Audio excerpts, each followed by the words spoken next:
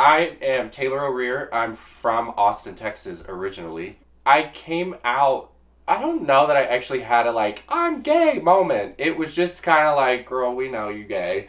I'm the youngest of five. I grew up in a very close knit family. They were just like a very loving household. Even though they didn't quite understand my homosexuality, they never questioned it in a way that made me feel wrong. So my coming out really wasn't about telling somebody else that I was gay. It was really just accepting it for myself because I was surrounded by people who were already okay with it, but it was up to me to be okay with it.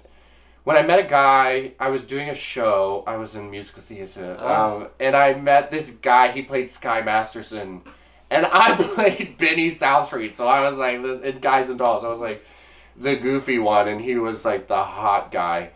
And I remember he was like older, and he would like he offered to like drive me to rehearsal because he could drive. And this was like a big deal. And then like his parents were out of town. And so he said, do you want to like come over to my house? And I was like, yeah, sure. Like any other time to hang out with like other friends.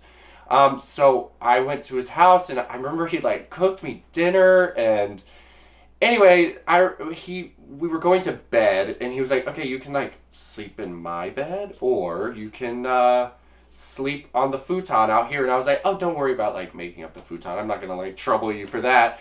So I end up in bed with him.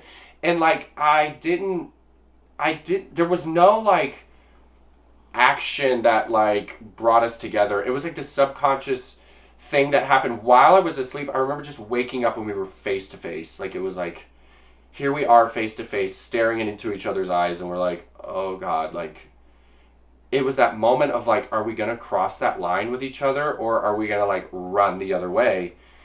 And we crossed the line, we like kissed and it was that moment, I will never forget it. It was just like that full body moment of like, this is right. It was like, this is the right feeling. I had kissed girls before and it always felt like a magnet when you have like the two positives coming together and it's like pushing and you're like, oh, but we've got to.